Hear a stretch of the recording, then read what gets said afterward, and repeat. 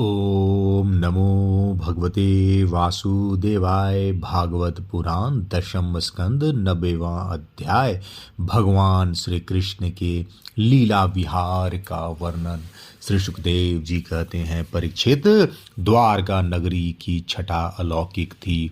उसकी सड़कें मद चूते हुए मत वाले हाथियों, सुसज्जित योद्धाओं, घोड़ों और स्वर्णमय रथों की भीड़ से सदा सर्वदा भरी रहती थी। जिधर देखिए उधर ही हरे भरे उपवन और उद्यान लहरा रहे हैं। पांत पांत के वृक्ष फूलों से लदे हुए हैं। उन पर बैठकर भौरे गुनगुना रहे हैं और तरह तरह के पक्षी कलरव कर रहे हैं। वह नगरी सब प्रकार की संपत्तियों से भरपूर थी। जगत के श्रेष्ठ वीर यदुवंशी उसका सेवन करने में अपना सौभाग्य मानते थे। वहाँ की स्त्रियां सुंदर वेशभूषा से विभूषित थी और उनके अंग अंग से जवानी की छटा छिटकती रहती थी। वे जब अपने महलों में गेंद आदि की खेल खेलती और उनका कोई अंग कभी दिख जाता तो ऐसा जान पड़ता मानो बिजली चमक रही है। लक्ष्मीपति भगवान की यही अपनी नगरी द्वारिका थी। इसी में वे निवास करते थे। भगवान श्री कृष्ण 16,000 से अधिक पत्नियों के एकमात्र प्राण बल्लभ थे। उन पत्नियों के अलग अलग महल में भी परम ऐश्वर्य से संपन्न थे। जितनी पत्नियां थी उतने ही अद्भुत रूप धारण करके वे उनके साथ विहार करते थे। सभी पत्नियों के महलों में सुंदर सुंदर सरोवर थे। उनका निर्मल जल खिले हुए नीले पीले श्वेत लाल आदि भांति भांति के कमलों के पराग से महकता रहता था। उनमें झुंड के झुंड हंस, सारस आदि सुंदर सुंदर पक्षी चहकते रहते थे। भगवान श्री कृष्ण उन जलाशयों में तथा कभी कभी नदियों के जल में भी प्रवेश कर अपनी पत्नियों के साथ जल विहार करते थे।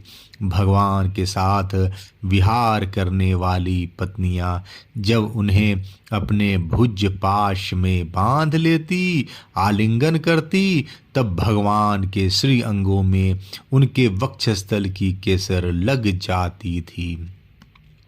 उस समय गंधर्व उनके यश का गान करने लगते और सूत, मागध एवं बंदी जन बड़े आनंद से मृदंग, ढोल, नगारे और वीणा आदि बाजे बजाने लगते। भगवान की पत्नियां कभी कभी हंसते हंसते पिचकारियों से उन्हें भिगो देती थीं। वे भी उनको तर कर देते। इस प्रकार भगवान अपनी पत्नियों के साथ क्रीड़ा करते, मानो यक्षराज कुबेर यक्षिणियों के साथ विहार कर रहे हों। उस समय भगवान की पत्नियों के वक्षस्थल और जंघा आदि अंग वस्त्रों के भीग जाने के कारण उनमें से झलकने लगते। उनकी बड़ी बड़ी चोटियां और जूड़ों में से गुथे हुए फूल गिरने लगते। वे उन्हें भिगोते भिगोते पिचकारी छीन लेने के लिए उनके पास पहुंच जाती और इसी बहाने अपने प्रियतम का आलिंगन कर लेती। उनके स्पर्श से पत्नियों के हृदय में प्रेम भाव की अभिवृद्धि हो जाती, जिससे उनका मुख कमल खिल उठता। ऐसे अवसरों पर उनकी शोभा और भी बढ़ जाया करती। उस समय भगवान श्री कृष्ण की वनमाला उन रानियों के वक्षस्थल पर लगी हुई केसर के रंग से रंग जाती। विहार में अत्यंत मग्न हो जाने के कारण घुंघराली अलके उन्मुक्त भाव से लहराने लगती। वे अपनी रानियों को बार बार भिगो देते और रानियां भी उन्हें सराबोर कर देती। भगवान श्री कृष्ण उनके साथ इस प्रकार विहार करते मानो कोई गजराज हथनियों से घिरकर उनके साथ कीड़ा कर रहे हो। भगवान श्री कृष्ण और उनकी पत्नियां क्रीड़ा करने के बाद अपने अपने वस्त्राभूषण उतार कर उन नटों और नर्तकियों को दे देते जिनकी जीविका केवल गाना बजाना ही है। परीक्षित, भगवान इसी प्रकार उनके साथ विहार करते रहते। उनकी चाल ढाल, बातचीत, चितवन, मुस्कान, हास विलास और आलिंगन आदि से रानियों की चित्तवृत्ति उन्हीं की ओर खींची रहती। उन्हें और किसी बात का स्मरण ही न होता। परीक्षित, रानियों के जीवन सर्वस्व उनके एकमात्र हृदयेश्वर भगवान श्री कृष्ण ही थे। वे कमल नयन श्याम सुंदर के चिंतन में ही इतनी मग्न हो जाती कि कई देर तक वो तो चुप हो रहती और फिर उन्मत्त के साथ असंबद्ध बातें कहने लगती। कभी कभी तो भगवान श्री कृष्ण की उपस्थिति में ही प्रमुन्माद के कारण उनके विरह के अनुभव करने लगती और न जाने क्या क्या कहने लगती। मैं उनकी बातें तुम्हें सुनाता हूँ। रानियां कहती, अरे कुररी, अब तो बड़ी रात हो गई, संसार में सब ओर सन्नाटा छा गया है। देख, इस समय स्वयं भगवान अपना अखंड बोध छिपाकर सो रहे हैं और तुझे नींद ही नहीं आती। तू इस तरह रात रात भर जग कर विलाप क्यों कर रही हो? सखी, कहीं कमल नयन भगवान के मधुर हास्य और लीला भरी उदार सुकृति सूचक चितवन से तेरा हृदय भी हमारी ही तरह बिंध तो नहीं गया है? अरे चकवी, तूने रात के समय अपने नेत्र क्यों बंद कर लिए हैं? क्या तेरे पतिदेव कहीं विदेश चले गए हैं कि तू इस प्रकार करुण स्वर से पुकार रही है? हाय हाय, तब तू बड़ी दुखनी है, परंतु हो न हो तेरे हृदय में भी हमारे ही समान भगवान की दासी होने का भाव जग गया है। क्या अब तू उनके चरणों पर चढ़ाई हुई पुष्पों की माला अपनी चोटियों में धारण करना चाहती है? अहो समुद्र, तुम निरंतर गरजते ही रहते हो, तुम्हें नींद नहीं आती क्या? जान पड़ता है कि तुम्हें सदा जागने रहने का रोग लग गया है। परंतु नहीं नहीं, हम समझ गई, हमारे प्यारे श्याम सुंदर ने तुम्हारे धैर्य, गांभीर्य आदि स्वाभाविक गुण छीन लिए हैं। क्या इसी से तुम हमारे ही समान ऐसी व्याधि के शिकार हो गए हो जिसका कोई दवा नहीं है? चंद्रदेव, तुम बहुत बड़ा रोग राज क्षमा हो गया है, इससे तुम इतने छिन्न हो रहे हो। चंद्रदेव, तुम्हें बहुत बड़ा रोग राज क्षमा हो गया है, इसी से तुम इतने छिन्न हो रहे हो। अरे राम राम, अब तुम अपनी किरणों से अंधेरा भी नहीं हटा सकते क्या? हमारी ही भांति हमारे प्यारे श्याम सुंदर की मीठी मीठी रहस्य की बातें भूल जाने के कारण तुम्हारी बोलती बंद हो गई है क्या? उसी की चिंता से तुम मौन हो रहे हो? मलय नील, हमने तेरा क्या बिगाड़ा है जो तू हमारे हृदय में काम का संचार कर रहा है? अरे तू नहीं जानता क्या, भगवान की तिरछी चितवन से हमारा हृदय तो पहले से ही घायल हो गया है।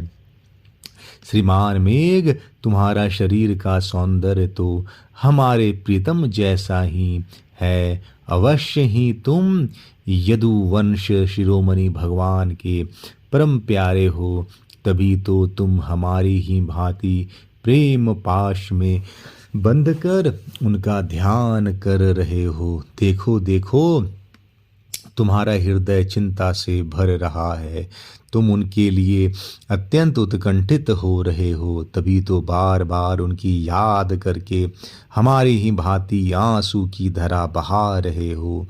श्याम घन सचमुच घन श्याम से नाता जोड़ना, घर बैठे पीड़ा मोल लेना है। री कोयल तेरा गला बड़ा ही सुरीला है, मीठी बोली बोलने वाले हमारे प्राण प्यारे के समान ही मधुर स्वर से तू बोलती है। सचमुच तेरी बोली में सुधा घोली हुई है, जो प्यारे के विरह से मरे हुए प्रेमियों को जिलाने वाली है। तू ही बता इस समय हम तेरा क्या करें। प्रिय पर्वत, तुम तो बड़े उदार विचार के हो, तुमने ही पृथ्वी को भी धारण कर रखा है। न तुम हिलते डोलते हो और न कुछ कहते सुनते हो। जान पड़ता है किसी बड़ी बात की चिंता में मग्न हो रहे हो। ठीक है, हम समझ गए। तुम हमारी ही भांति चाहते हो कि अपनी स्तनों के समान बहुत से शिखरों पर भी भगवान श्याम सुंदर के चरण कमल धारण करूं। समुद्र पत्नी नदियों, यह ग्रीष्म ऋतु है, तुम्हारे कुंड सूख गए हैं, अब तुम्हारे अंदर खिले हुए कमलों का सौंदर्य नहीं दिखता। तुम बहुत दुबली पतली हो गई हो। जान पड़ता है कि जैसे हम अपने प्रियतम श्याम सुंदर की प्रेम भरी चितवन न पाकर अपना हृदय खो बैठी हैं और अत्यंत दुबली पतली हो गई हैं, वैसे ही तुम भी मेघों के द्वारा अपने प्रियतम समुद्र का जल न पाकर ऐसी दीनहीन हो गई हो। हंस, आओ आओ, भले आए, स्वागत है, आसन पर बैठो, दूध पियो। प्रिय हंस, श्याम सुंदर की कोई बात तो सुनाओ। हम समझती हैं कि तुम उनके दूत हो, किसी के वश में न आने वाले श्याम सुंदर सकुशल तो है ना? अरे भाई, उनकी मित्रता तो बड़ी अस्थिर है, क्षण भंगुर है। एक बात तो बतलाओ, उन्होंने हमसे कहा था कि तुम ही हमारी परम प्रियतमा हो, क्या अब उन्हें यह बात याद है? जाओ जाओ, हम तुम्हारी अनुनय विनय नहीं सुनती। जब वे हमारी परवाह नहीं करते तो हम उनके पीछे क्यों मरे? क्षुद्र के दूत, हम उनके पास नहीं जाती। क्या कहा? वे हमारी इच्छा पूर्ण करने के लिए ही आना चाहते हैं। अच्छा, तब उन्हें तो यहाँ बुला लाना, हमसे बातें कराना, परंतु कहीं लक्ष्मी को साथ न ले आना। तब क्या वे लक्ष्मी को छोड़कर यहाँ नहीं आना चाहते? यह कैसी बात है? क्या स्त्रियों में लक्ष्मी ही एक ऐसी हैं जिनका भगवान से अनन्य प्रेम है? क्या हम में से कोई एक भी वैसी नहीं है? परीक्षित, श्री कृष्ण पत्नियों योगेश्वर भगवान श्री कृष्ण में ऐसा ही अनन्य प्रेम भाव रखती थी, इसी से उन्हें परम पद प्राप्त किया। भगवान श्री कृष्ण की लीलाएं अनेकों प्रकार से अनेकों गीतों द्वारा गान की गई हैं। वे इतनी मधुर, इतनी मनोहर हैं कि उनके सुनने मात्र से स्त्रियों का मन बलात् उनकी ओर खींच जाता है। फिर जो स्त्रियां उन्हें अपने नेत्रों से देखती थीं, उनके संबंध में तो कहना ही क्या है। जिन बड़भागिनी स्त्रियों ने जगत गुरु भगवान श्री कृष्ण को अपना पति मानकर परम प्रेम से उनके चरण कमलों को सहलाया, उन्हें नहलाया, धुलाया, खिलाया, पिलाया, तरह तरह से उनकी सेवा की, उनकी तपस्या का वर्णन तो भला किया ही कैसे जा सकता है। परीक्षित, भगवान श्री कृष्ण सत्य समस्त पुरुषों के एकमात्र आश्रय हैं। उन्होंने विदुक्त धर्म का बार बार आचरण करके लोगों को यह बात दिखला दी कि घर ही धर्म, अर्थ और काम साधन का स्थान है। इसलिए वे गृहस्थोचित श्रेष्ठ धर्म का आश्रय लेकर व्यवहार कर रहे थे। परीक्षित, मैं तुमसे कह ही चुका हूँ कि उनकी रानियों की संख्या थी 16,108। उन श्रेष्ठ स्त्रियों में से रुक्मणी आदि 8 पटरानियों और उनके पुत्रों का तो मैं पहले ही क्रम से वर्णन कर चुका हूँ।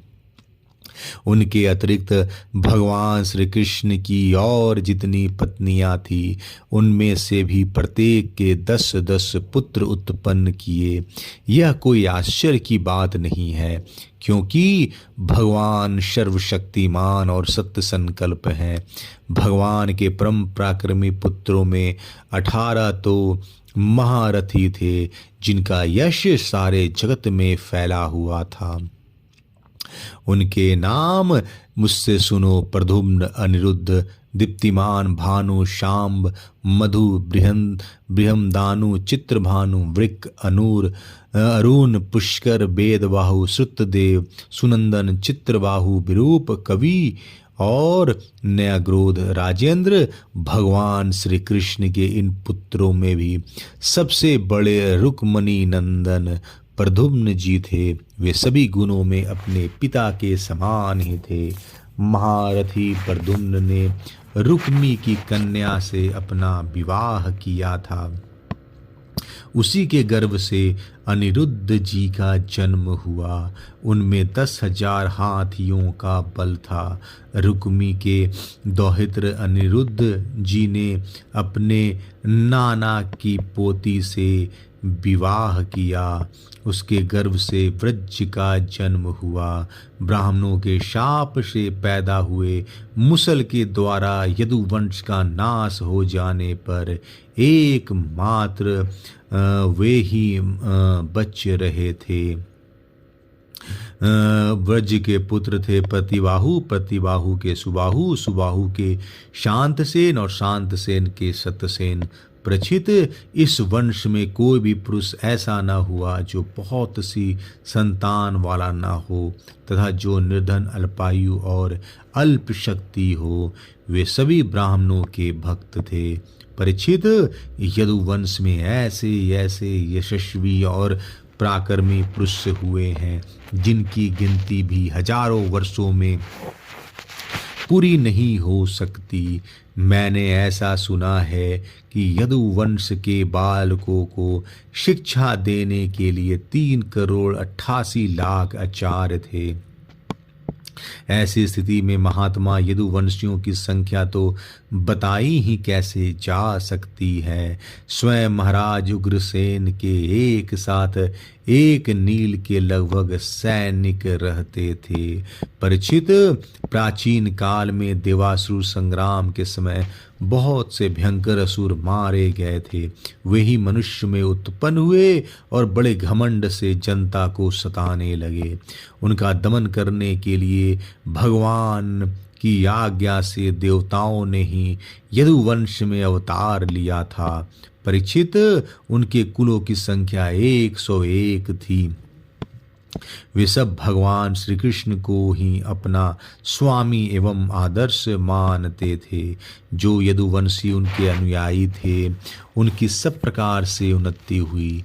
यदुवंशियों का चित्त इस प्रकार भगवान श्री कृष्ण में लगा रहता था कि उन्हें सोने, बैठने, घूमने फिरने, बोलने, खेलने और नहाने धोने आदि कामों में अपने शरीर की भी सुधि न रहती थी।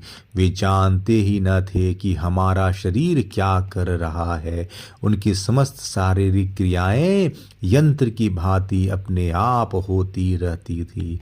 परीक्षित, भगवान का चरण धोवन गंगा जी अवश्य ही समस्त तीर्थों में महान एवं पवित्र है, परंतु जब स्वयं परम तीर्थ स्वरूप भगवान ने ही यदुवंश में अवतार ग्रहण किया तब तो गंगा जल की महिमा अपने आप ही उनके स्वस्तित्व की अपेक्षा कम हो गई।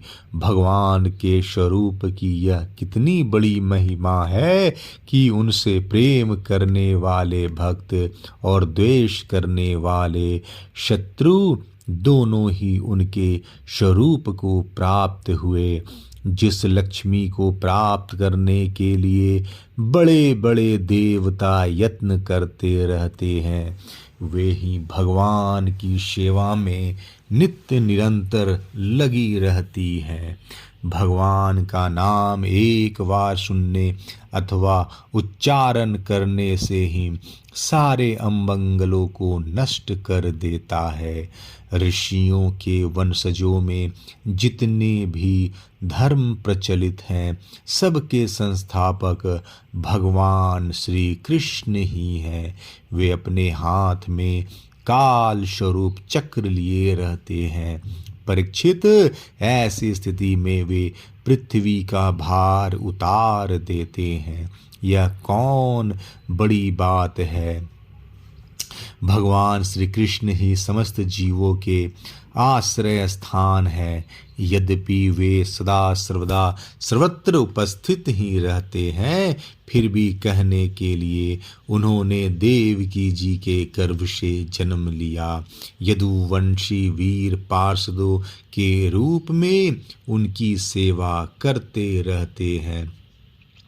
उन्होंने अपने भुजबल से अधर्म का अंत कर दिया है। परीक्षित, भगवान स्वभाव से ही चराचर जगत का दुख मिटाते रहते हैं।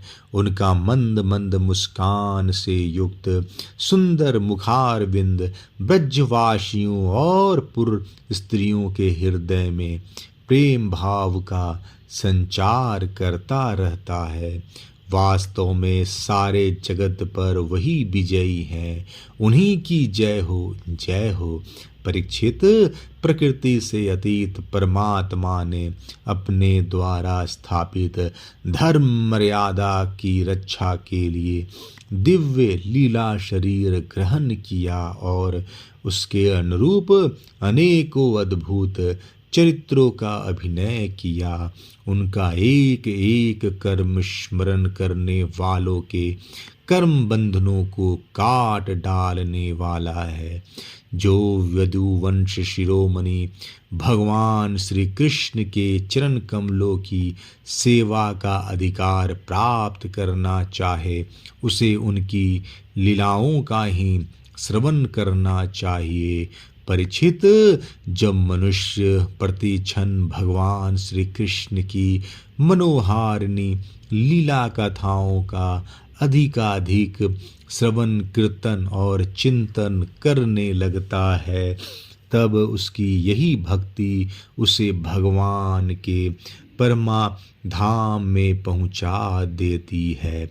यद्यपि काल की गति के परे पहुंच जाना बहुत ही कठिन है, परंतु भगवान के धाम में काल की दाल नहीं गलती। वह वहाँ तक पहुँच ही नहीं पाता। उसी धाम की प्राप्ति के लिए अनेक सम्राटों ने अपना राजपाट छोड़कर तपस्या करने के उद्देश्य से जंगल की यात्रा की है। इसलिए मनुष्य को उनकी लीला कथा का ही श्रवण करना चाहिए। इति दशम स्कंद उत्तरार्ध समाप्त।